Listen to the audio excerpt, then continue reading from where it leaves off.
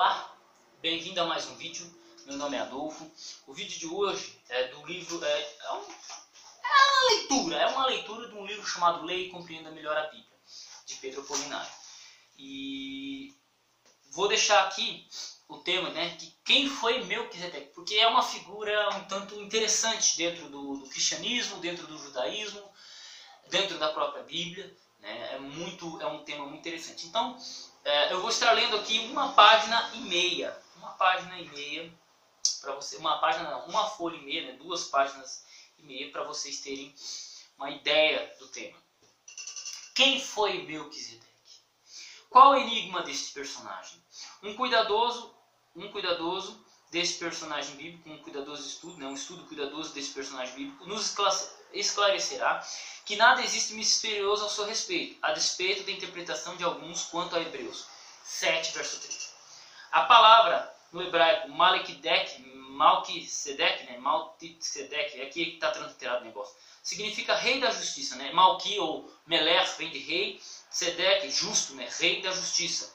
Melquisedeque significa o rei da justiça ou, ainda de acordo com Hebreus 7.2, rei de Salém, isto é, rei da paz. Para a melhor compreensão desse tema, temos duas coisas são necessárias. O estudo do contexto das passagens onde seu nome aparece. Segundo, alguns conceitos sobre sacerdócio levítico e o de Cristo.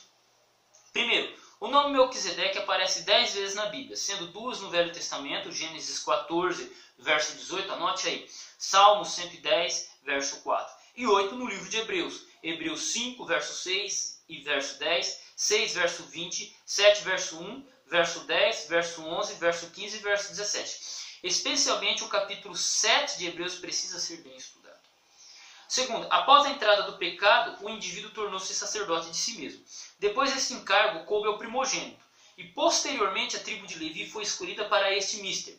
Quem não fosse da tribo de Levi era indigno para este mister, como vemos em Esdras 2, verso 62. O relato desta passagem deve ser lembrado para melhor compreensão desse assunto. O sacerdote devia ser tirado dentre os homens com suas fraquezas, para que pudesse entender as fraquezas dos homens. Hebreus 4, verso 14 e 16. O sacerdote é a pessoa que atua como mediador ou intermediário entre duas partes. Aquele que está encarregado de uma missão respeitável, o intercessor perante Deus a favor dos homens. O novo comentário da Bíblia, editado em português por Rússio Pesched, volume 3, página 1357, afirma o seguinte: o sumo sacerdote é aquele que é nomeado para agir em prol dos homens, naquilo que diz referência a Deus. Especialmente para nos apresentar ofertas, o sumo sacerdote deve ser escolhido dentre os homens ser capaz de, na sua qualidade de verdadeiro homem, simpatizar com as fraquezas humanas. Além disso, ele não deve presumir e tomar sobre si mesmo tal ofício. Deve ter sido chamado para tal tarefa por nomeação de Deus. Tudo isso em ordem reversa.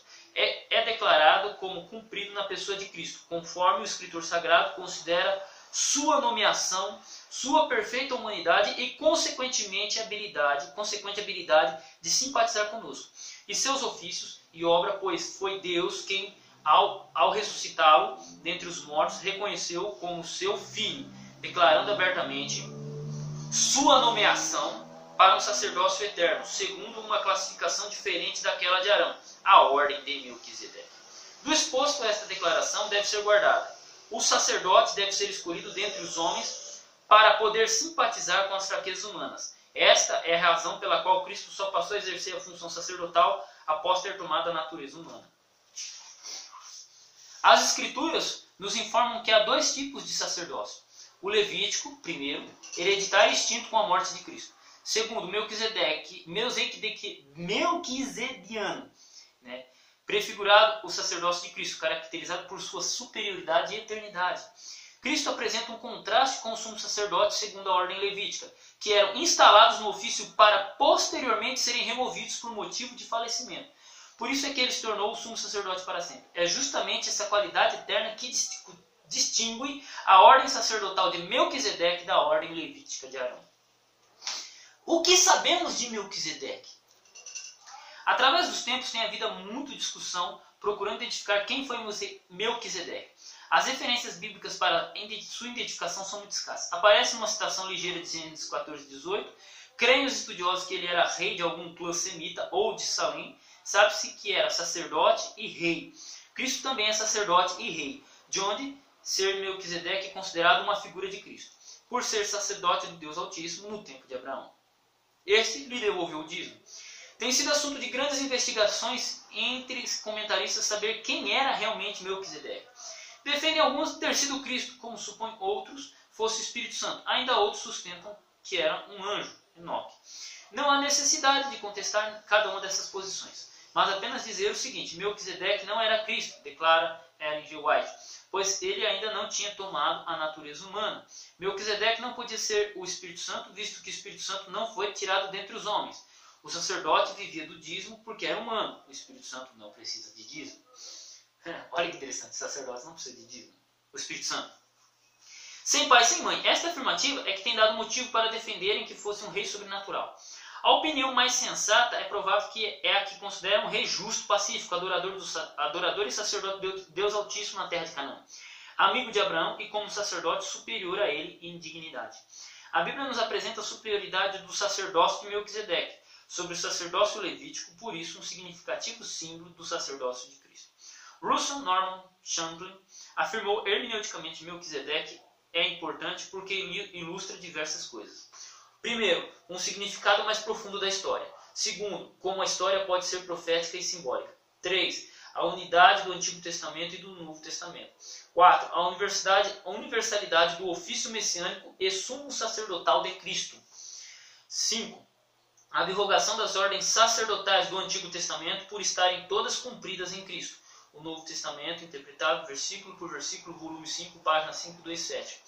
O Salmo 110, verso 4, nos ensina que o Messias seria um sacerdote divinamente nomeado, de acordo com a classificação de Melquisedeque. Essa afirmação bíblica sobre a necessidade de uma nova ordem sacerdotal é uma indicação de que a ordem levítica havia fracassado, e uma melhor ordem de coisas devia levantar-se de acordo com Hebreus 7. Pelo fato dos judeus rejeitarem a Cristo, não aceitavam como sumo sacerdote, Então Paulo em Hebreus diz aos judeus: qual a razão de vocês não aceitarem a Cristo como sacerdote? Se Abraão, considerado tão grande por vocês, aceitou Melquisedeque como sacerdote, não sendo ele da tribo de Levi. E é do conhecimento de todos que os sacerdotes tinham que ser da tribo de Levi, mas que Cristo pertencia à tribo de Judá, tribo a qual Moisés nunca atribuiu aos sacerdotes. Hebreus 7,14. M.L. Andrews escreveu: os judeus eram muito rigorosos no registro e preservação de suas genealogias, especialmente com referência aos sacerdotes. Ninguém podia servir como sacerdote a menos que pertencesse à família de Arão, da tribo de Levi, e isso tinha que ele de provar, além de qualquer sombra de dúvida. Se porventura houvesse uma quebra na linhagem, seria ele excluído, perdendo assim os privilégios assegurados aos sacerdotes. Por essa razão, todo judeu, especialmente os sacerdotes, guardavam minuciosamente todos os registros genealógicos. The Book of Hebrews, página 247. A declaração de Hebreus 7:3, sem pai, sem mãe, sem genealogia, que não teve princípio de dias nem fim de existência, deve ser compreendida como significando que essas informações genealógicas não estavam registradas em cartório.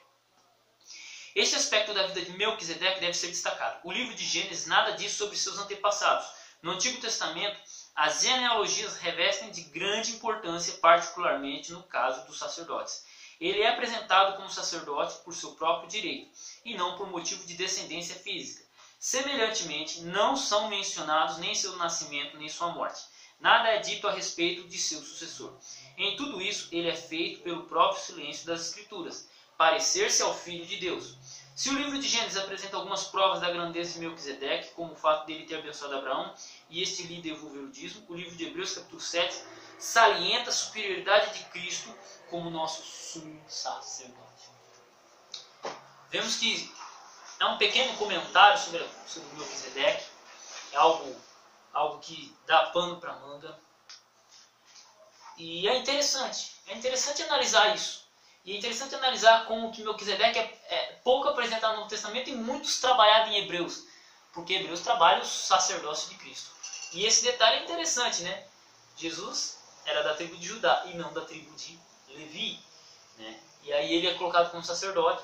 Por quê? Porque Melquisedeque não era da tribo de Levi, né? Então são paralelos cruciais e importantes no entendimento da tipificação de Cristo no Antigo Testamento e no Novo, né? Aquilo que representava ele. Então são detalhes históricos, contextuais. Fica aí a contribuição de Pedro Apolinário sobre esse tema. Que você estude mais, que estudemos mais, existe muito mais a ser estudado. Agradeço por você ter acompanhado esta leitura, fique com Deus. Vou deixar na descrição o livro, a livraria Gimel, quem quiser comprar algum dicionário de grego, de hebraico, alguma coisa tem lá, algum estudo sobre teologia tem lá. Quem quiser fazer algum curso de teologia também pode entrar em contato comigo que a gente dá um jeito, a gente vê, né? Então até o próximo vídeo e fiquem com Deus.